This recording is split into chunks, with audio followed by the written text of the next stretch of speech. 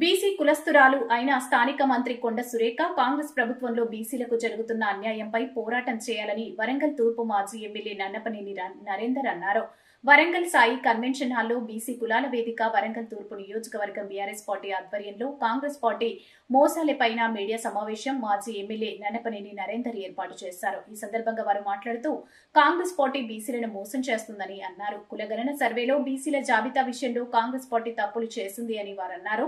రాష్ట్ర బీసీలందరికీ ముఖ్యమంత్రి రేవంత్ రెడ్డి బేషరతుగా క్షమాపణ చెప్పాలని డిమాండ్ చేశారు. 2014లో కేసీఆర్ చేయించిన సర్వేలో 51% బీసీలు పుట్టే ఇప్పుడు 42% ఉండటమేంటని ప్రశ్నించారు. కాంగ్రెస్ పార్టీ ఎన్నికల ముందు అన్ని కులాలకు ఇచ్చిన హామీలను నెరవేర్చలేదని విమర్శించారు. రీసర్వే పేరుతో రాష్ట్ర బీసీలను మోసం చేసే ప్రయత్నం జరుగుతుందన్నారు. కాంగ్రెస్ పార్టీకి చిత్తశుద్ది ఉంటే కామారెడ్డి డిక్లరేషన్ అమలు చేయాలని డిమాండ్ చేశారు. రాష్ట్రంలో బీసీలకు అధిక సీట్లు కేటాయించిన ఘనత బీఆర్ఎస్ పార్టీకే దక్కుతుందన్నారు.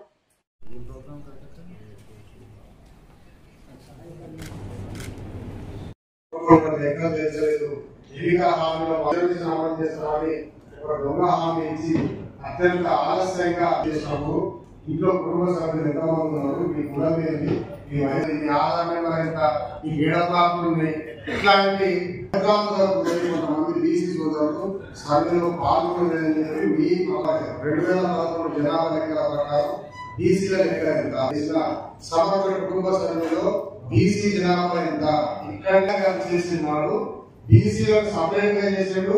ముస్లింస్ 2024 వచ్చే వరకు ఇంత పాపం బీసీలను బొందబెట్టేసాడు రేవంత్ రెడ్డి. ఒక 10,000 మంది పుట్టిన కొత్తగా చూపెట్టినాము, ఎస్సీలలో 2,000 మంది కొత్తగా పుట్టిన చూపెట్టాము. రైతు బిడ్డలకు కానీ, రైతు బీమా కానీ, రైతు మద్దతు కానీ, మద్దతు ధర కానీ, రైతు సబ్సిడీ కానీ, రైతు పెట్టుబడి కానీ ఎన్నో రకాలుగా వివిధ వర్గాలకు, వివిధ కులాలకు కేసీఆర్ గారు చేయడం జరిగింది.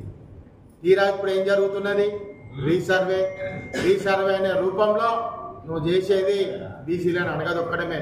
మేము ఒకటే అడుగుతున్నాం, బీసీ పేరిట స్థానిక మంత్రి గారిని, బీసీ పేరిట ఈరోజు మీరు ఎమ్మెల్యే అయ్యిళ్ళు, బీసీ పేరిట మంత్రి తీసుకున్నారు. బీసీలకు నీ చిత్తశుద్ధి ఉంటే బీసీలది 51%. గతంలో బీఆర్ఎస్ ప్రభుత్వము సర్వే ప్రకారం 10 ఏళ్ల కింద 51% ఉంటే 3-4% పెరుగుతుంది. 54-55% ఉండాల్సిన బీసీ సంఖ్య కోసం పోరాటం చేస్తావా, లేకుంటే బీసీల ముందు తలదించుకుంటావా అని కూడా అడగడం జరుగుతున్నది. అదేవిధంగా అదే కాదు, ఆ వాటా వచ్చిన తర్వాత నీ ప్రభుత్వం ఇచ్చినటువంటి కామారెడ్డి డిక్లరేషన్ ఏదైతే ఉందో దాన్ని అమలు చేస్తారా, లేకుంటే బీసీల ముందు తలదించుకుంటారా, గద్దె దిగుతారా అని కూడా అడుగుతున్నాం. అదేవిధంగా బీసీలకు ఆ వాటా ప్రకారం మనమెంతో మన వాటా ఎంత అన్న ప్రకారం ఏదైతే ఉందో స్థానిక సంస్థలలో కానీ, రేపు రాబోయే అసెంబ్లీ పార్లమెంట్లో కానీ, అదేవిధంగా సంక్షేమ పథకాలలో కానీ, ఇన్ఫ్రాస్ట్రక్చర్లో కానీ ఇచ్చిన వాగ్దానాలన్నీ తీరుస్తారా, లేకుంటే గద్దె దిగిపోతారా, లేకుంటే బీసీల ముందు తలదించుకుంటారా అని కూడా ఈ సందర్భంగా నిలదీయడం జరుగుతున్నది. చివరిగా వరంగల్ తూర్పు నియోజకవర్గంలో ప్రతి బీసీ బిడ్డ కామారెడ్డి కాంగ్రెస్ డిక్లరేషన్ ఏదైతే ఉందో దాన్ని గడప గడపకు తీసుకుపోవాల్సినటువంటి అవసరం ఉన్నది. దీన్ని ఒక పుస్తక రూపంలో దీన్ని తయారు చేసి ప్రతి ఒక్క బీసీ బిడ్డకు దీన్ని అందజేస్తాం. ప్రతి ఒక్క బీసీ బిడ్డ దీన్ని కింది స్థాయిలో అన్ని సబ్బండ వర్గాలకు తీసుకెళ్ళాలి. మనకు జరుగుతున్నటువంటి అన్యాయాన్ని అన్ని కులాలకు చెప్పాలి, బీసీలకే మాత్రం కాదు, అన్ని వర్గాలకు చెప్పాలి, అన్ని కులాలకు చెప్పాలి. మనని అణగదొక్కుతున్న విధానాన్ని చాటి చెప్పాలని కూడా ఈరోజు హాజరైనటువంటి బీసీ అన్నలకు, అక్క చెల్లెలందరూ కూడా నా విజ్ఞప్తి.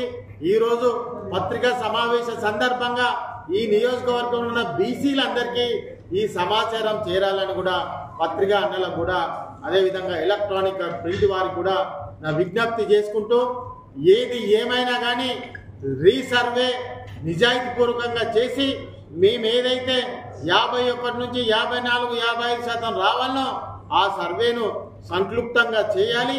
అదేవిధంగా బీసీగా ఉన్నటువంటి ఇతర యొక్క ఏదైతే కమ్యూనిటీస్ ఉన్నాయో, ఏదైతే దాంట్లో మైనార్టీలలో బీసీలు ఎవరైతే ఉన్నారో దాన్ని కూడా కలుపుకుంటే రమారమిగా 60% పైవలకు పోతున్నది. కాబట్టి మేమెంతో మా వాటా ఎంత అని అడుగుతున్నామో రేపు రాజ్యాధికారం కూడా బీసీలకే అగ్రభాగాన ఉండాలని కూడా ఈ సందర్భంగా తెలియజేసుకుంటూ పిలవగానే వచ్చినందుకు అందరికీ పేరు పేరున నా హృదయపూర్వక నమస్కారాలు. అదేవిధంగా 17వ తారీఖు రోజు కేసీఆర్